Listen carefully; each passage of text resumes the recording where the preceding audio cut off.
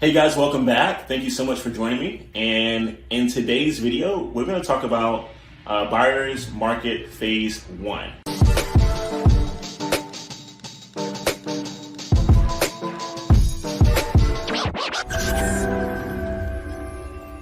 All right, in an earlier video, we went over a really good overview of all four phases within, buyer's market and seller's market. And today we're going to touch on buyer's market phase one. Right here I have different characteristics of what to expect for a buyer's market phase one. And so let's go ahead and dive into it. So one of the things that's going to be a really big indicator about being in a phase one of a buyer's market is having oversupply. So you may be thinking to yourself, Leland, what the heck do you mean by oversupply? So your oversupply is going to be caused by new construction.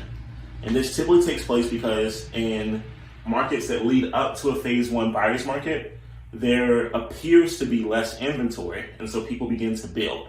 And in many cases, they may find that it's more cost efficient to build more, right? So you have a lot more new construction. And normally what happens is when you construct a building, especially, let's say it's 100 units, you're going to have a time where there will be vacancy for those apartments, right? Because they may be online, or they may not even be online, right? But once they become available, there's time that passes through. Okay, so you have to go through that whole construction cycle, and that's going to create, in many cases, an oversupply. There's always going to be a delay in time of when you build something new, and then at some point there's a time period where it becomes vacant, and then it slowly builds up its occupancy. Okay, I hope that makes sense, because rarely, unless you have different government programs, rarely are you going to build something from the ground up, and then immediately once you have put all the finishes into the building, the next day it's 100% occupied. That's very, very rare, okay? So you are gonna have what's considered oversupply in the market. That's just the truth. And that's gonna be caused by new construction. The next thing is you're gonna have office vacancy, okay? Office vacancy. And what causes the office vacancy in previous decades for the commercial real estate cycles? It has been either job growth and the shrinkage of companies.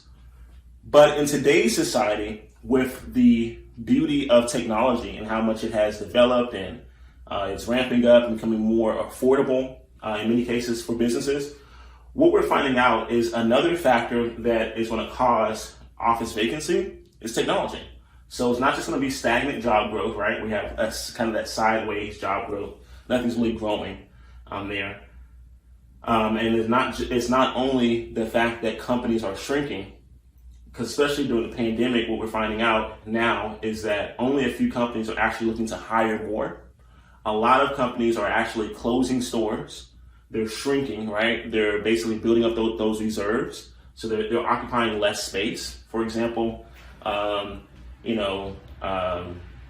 Sam's Club, Walmart, right? Some of those retail locations have closed. They're going more digital, more online.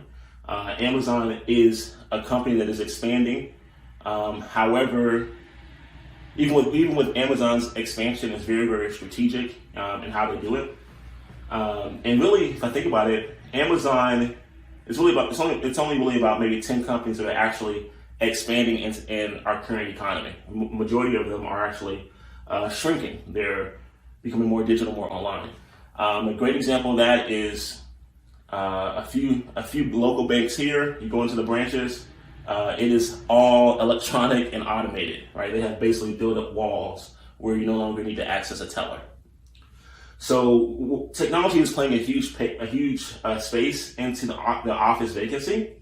And so as vacancy continues to increase, as job growth is stagnant, and as companies are repositioning or even shrinking, in some cases like shrinking their footprints, we're going to have oversupply, right?